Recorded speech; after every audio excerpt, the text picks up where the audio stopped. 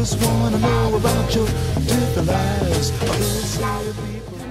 veut vraiment défendre dans cette campagne un programme de lutte pour la classe ouvrière et des revendications qui pourront être obtenues s'il y a vraiment un mouvement profond de la classe ouvrière et des couches populaires en général.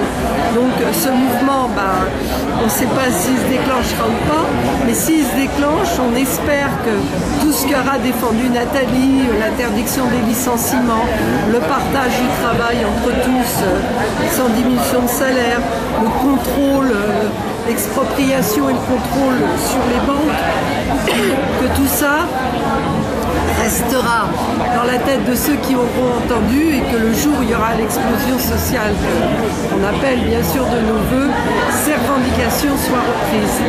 Est-ce que vous pensez que la classe ouvrière arrive à se définir en tant qu'une classe ouvrière? Est-ce qu'elle arrive à se fédérer Est-ce qu'elle a conscience d'être une classe ouvrière ou est-ce que c'est quelque chose de... Je pense qu'elle en a conscience quand elle est dans les luttes. Quand dans le mouvement des retraites, par exemple, il y avait des ouvriers, des employés, des enseignants, des cheminots. Est-ce qu'on fait une différence entre... La classe ouvrière se sentait une force, quel que soit son statut, que ce soit un fonctionnaire ou un ouvrier d'usine, on était tous ensemble, c'était la lutte de classe. Donc de ce point de vue-là, quand il y a des luttes, oui, la classe ouvrière elle a un sentiment d'appartenance à une classe. Et puis vous savez, des luttes, il y en a en ce moment. Moi j'ai été soutenir les travailleurs de Montupet à Châtellerault, à qui le patron veut reprendre 25% de salaire, c'est-à-dire les payer 25% moins cher. Et là, la classe ouvrière en lutte, elle se sent classe ouvrière contre le patron. Donc voilà ce que je peux répondre à ça. Est-ce qu'un smicard est un ouvrier? Je dis qu'elles sont toutes bêtes. Un smicard, il peut être un ouvrier, il peut être un employé, il peut être, je sais pas, un pigiste. Ouais.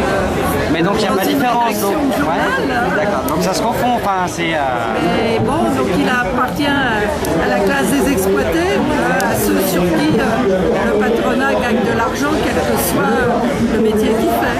Est-ce que vous pensez qu'en 2012, pour les élections présidentielles, le Front National représente un danger? J'ai pas compris le Front. Le Front National représente un danger pour la prochaine élection. J'espère que le Front National fera le moins de voix possible, que Marine Le Pen fera le moins de voix possible, parce que c'est vrai que les idées qu'ils répandent sont des idées qui divisent la classe ouvrière, qui font qu'ils demandent aux travailleurs qui sont nés en France ou qui ont des parents français, et finalement de s'opposer à ceux qui sont français de fraîche date ou qui même n'ont pas de carte d'identité nationale. Donc dans le sens où ils cherchent finalement à diviser et à monter les travailleurs les uns contre les autres, oui effectivement c'est un danger. Pour vous, quelles seraient les solutions pour sortir de la crise économique qui frappe en Europe? Écoutez, je crois que ni les capitalistes, ni les banquiers, ni même les économistes, prix Nobel d'économie ou autres, ont une solution face à cette crise. Cette crise, elle est inhérente au système capitaliste, qui ne produit pas pour satisfaire les besoins de l'humanité, mais qui produit pour créer des profits, et uniquement pour créer des profits. Quand il trouve que des profits, il n'en fait pas assez en investissant dans la production, dans les usines par exemple, eh bien, il sert cet argent pour en gagner encore plus par la spéculation boursière. Parce que la spéculation, c'est les banques, mais c'est aussi l'argent et les grands patrons qui spéculent. Il y a certaines grosses entreprises qui font plus de bénéfices en jouant en bourse qu'en vendant les produits qu'ils fabriquent. Donc moi je crois que le capitalisme, je ne sais pas s'il sortira de cette crise, mais ce qu'il veut en tout cas, c'est la faire payer cette crise à la classe ouvrière, aux couches populaires.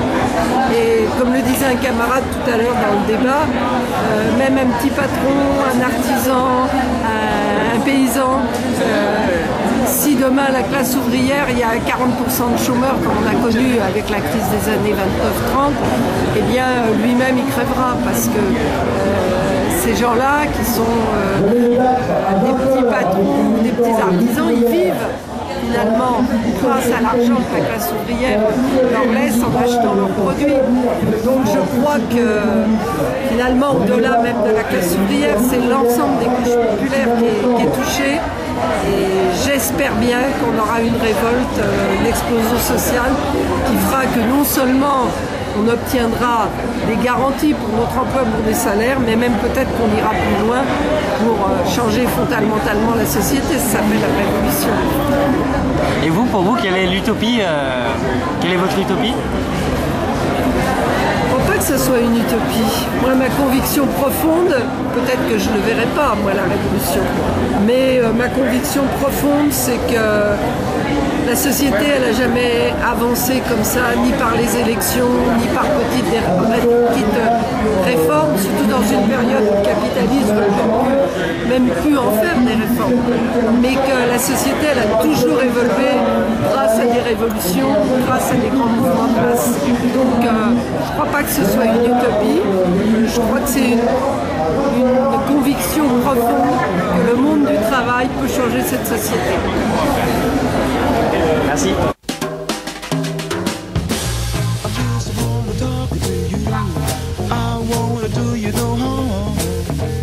I just wanna know about your different lives.